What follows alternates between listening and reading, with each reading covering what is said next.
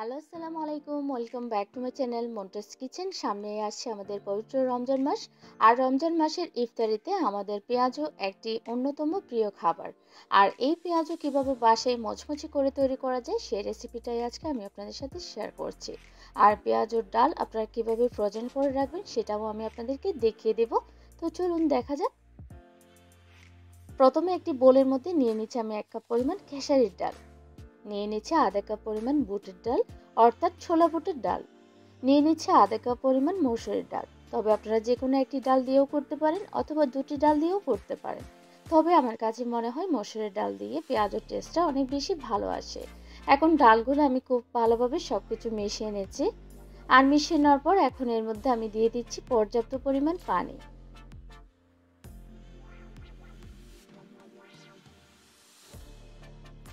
পানিটা দিয়ে আমি ডালটা খুব ভালোভাবে ধুয়ে নেব। ডালটা এমনভাবে দেবো, ডাল থেকে যতক্ষণ পর্যন্ত না ঘোলাটে সাদা পানি বের হচ্ছে ততক্ষণ পর্যন্ত আমি ডালটা খুব ভালোভাবে ধুয়ে নেব। এতে কিন্তু পেঁয়াজটা পারফেক্ট হবে।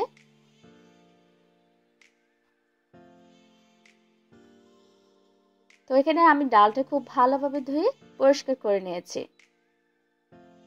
এখন এর মধ্যে আমি দিয়ে দিচ্ছি আরো কিছু পরিমাণ পানি। আর পানিটা দিয়ে এই ডালটা আমি 1 ঘন্টার মতো ভিজিয়ে রাখবো। তবে আপনারা চাইলে 2 ঘন্টার জন্যও রাখতে পারেন, বেশিক্ষণ কিন্তু ডালটা ভিজিয়ে রাখার প্রয়োজন নেই। তো আমি ফিরে আসছি 1 ঘন্টা পর। ঠিক 1 ঘন্টা পর দেখতেই পাচ্ছেন ডালগুলো কিন্তু ফুলে ডাবল হয়ে গিয়েছে। এখন এগুলো আমি একটি স্ট্রেনারে নিয়ে পানি ঝরিয়ে নিচ্ছি। তো দেখতেই পাচ্ছেন আমি কিন্তু বেশ ভালোভাবে পানি ঝরিয়ে নিয়েছি। এখন একটি ব্লেন্ডারের জারের মধ্যে আমি পরিমাণ মতো ডাল নিয়ে নিয়েছি। আর সবগুলো ডালের জন্য আমি এখানে দিয়ে দিচ্ছি 2 টেবিল চামচ পরিমাণ রসুন কুচি, দিয়ে দিচ্ছি 2 টেবিল চামচ পরিমাণ গ্রেট করা আদা। গ্রেট করে আমি আদা নিয়েছি যেহেতু আমি এটা ব্লেন্ড করব ব্লেন্ডারের সুবিধার্থে। এখন সবকিছু আমি ব্লেন্ড করে নিচ্ছি, তবে আপনারা চাইলে এটা শিলপাটায়ও বেটে নিতে পারেন। তো আপনারা দেখতে পাচ্ছেন এখানে আমার কিন্তু ব্লেন্ড করা হয়েছে। আমি এটা এমনভাবে ব্লেন্ড করেছি যে কিছু কিছু দানা আছে আর কিছু কিছু একদম মিহি হয়ে গিয়েছে। আমি আপনাদেরকে হাতে নিয়ে একটু দেখিয়ে দিচ্ছি। আর এটা আমি ব্লেন্ড করেছি কোনো প্রকার পানি ছাড়াই। আর যেহেতু সবগুলো ডালের জন্য এখানে আমি আদা রসুন দিয়েছি, আমি এখন সবকিছু খুব ভালোভাবে একসাথে মাখিয়ে নিচ্ছি।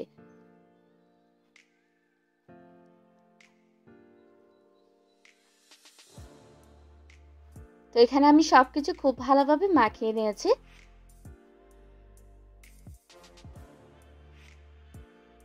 এখন এখানে আমি কিছু ফ্রোজেন করে রাখবো। আর ফ্রোজেন করে রাখার জন্য আমি এরকম এয়ারটাইট বক্স নিয়েছি। তবে আপনারা যে কোনো জিপলক ব্যাগের মধ্যেও এটা সংরক্ষণ করে রাখতে পারেন। তো এখানে বক্সের মধ্যে আমার পরিমাণ মতো আমি নিয়ে নিচ্ছি, আপনারা আপনাদের প্রয়োজন অনুযায়ী নিয়ে নেবেন। যেহেতু এখানে আমি আদা রসুন ইউজ করেছি তাই এখানে এক্সট্রা করে আদা রসুন দেওয়ার কোনো প্রয়োজন নেই। শুধুমাত্র আপনারা ইফতারের 1 থেকে 1.5 ঘন্টা আগে এটা ডিপ ফ্রিজ থেকে নামিয়ে রাখবেন। আর অন্যান্য উপকরণ দিয়ে মাখিয়ে পেঁয়াজ তৈরি করে নিতে পারবেন ঝটপট। আর এভাবেই আপনারা পুরো রমজান মাস জুড়ে এটা সংরক্ষণ করে রাখতে পারবেন। আর আজকে কিছু পেঁয়াজও আমি আপনাদেরকে তৈরি করে দেখাচ্ছি। নিয়ে নিলাম 1 কাপ পরিমাণ পেঁয়াজ কুচি। পেঁয়াজতে পেঁয়াজের পরিমাণ বেশি হলে খেতে ভালো লাগে। দিয়ে দিলাম পরিমাণ মতো কাঁচামরিচ কুচি, ঝালটা আপনাদের টেস্ট অনুযায়ী দিয়ে দেবেন। দিয়ে দিলাম স্বাদ মতো লবণ, আধা চামচ দিয়ে দিচ্ছি হলুদ গুঁড়া, আধা চামচ দিয়ে দিচ্ছি ধনিয়া গুঁড়া। এখন এটা আমি আলতো হাতে একটু মাখিয়ে নিচ্ছি, তবে বেশি কষলানোর প্রয়োজন নেই, এতে কিন্তু পেঁয়াজ থেকে পানি ছেড়ে দিতে পারে।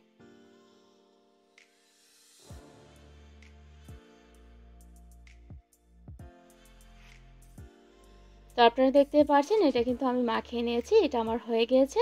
এখন এতে আমি ডাল অ্যাড করব। তো আমার প্রয়োজন অনুযায়ী এখানে আমি ডাল অ্যাড করে দিচ্ছি। আর এখানে একটা কথা বলে রাখি, আপনারা যারা পেঁয়াজুর কালারটা ঠিক রাখতে চান এখানে কিন্তু আপনারা ধনেপাতা ইউজ করবেন না। যেহেতু আমার ধনেপাতা খেতে ভালো লাগে তাই আমি এখানে ধনেপাতা অ্যাড করে দিয়েছি। এখন এগুলো আমি খুব ভালোভাবে মাখিয়ে নিয়েছি। আর এই ডালের মধ্যে আমি কোনো প্রকার ময়দা বা কর্নফ্লাওয়ার কোনো কিছু ইউজ করে নাই। তো আপনারা দেখতে পাচ্ছেন এটা মাখানোর পর খুব সুন্দরভাবে শেপ দেওয়া যাচ্ছে, এখানে কোনো কিছু মাখানোর প্রয়োজন নেই। তো এই তো হয়ে গেল। তো আপনারা দেখতে পাচ্ছেন এটা কিন্তু ছোট ছোট শেপ দেওয়া যাচ্ছে। আর এইভাবেই এগুলো আমি তেলের মধ্যে এখন ভেজে নেব। চুলায় পরিমাণ মতো তেল দিয়ে আমি তেলটা গরম হয়ে আসলে এর মধ্যে দিয়ে দিচ্ছি ছোট ছোট করে শেপ দিয়ে পেঁয়াজু। আর এই পর্যায়ে চুলার আঁচ কিন্তু মিডিয়াম টু লোয়ের মাঝামাঝি দিয়ে রাখতে হবে। তেলটা কিন্তু অতিরিক্ত গরম করতে যাবেন না, এতে কিন্তু পেঁয়াজু উপর থেকে লাল হয়ে যাবে, ভিতরে কিন্তু খাঁচাই থেকে যাবে। তো সবগুলো পেঁয়াজু দেওয়ার পর এক পিঠ লাল হয়ে আসা পর্যন্ত এটা আমি ভেজে নিচ্ছি। পেঁয়াজগুলো এক পিঠ লাল হয়ে আসলে আমি এগুলো উল্টিয়ে দিচ্ছি।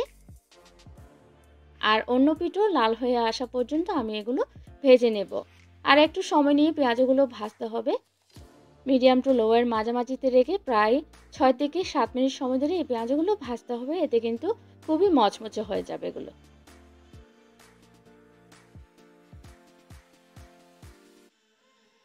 তো এই তো হয়ে গেল আমার পেঁয়াজগুলো। এখন এগুলো এখান থেকে আমি তুলে নিচ্ছি।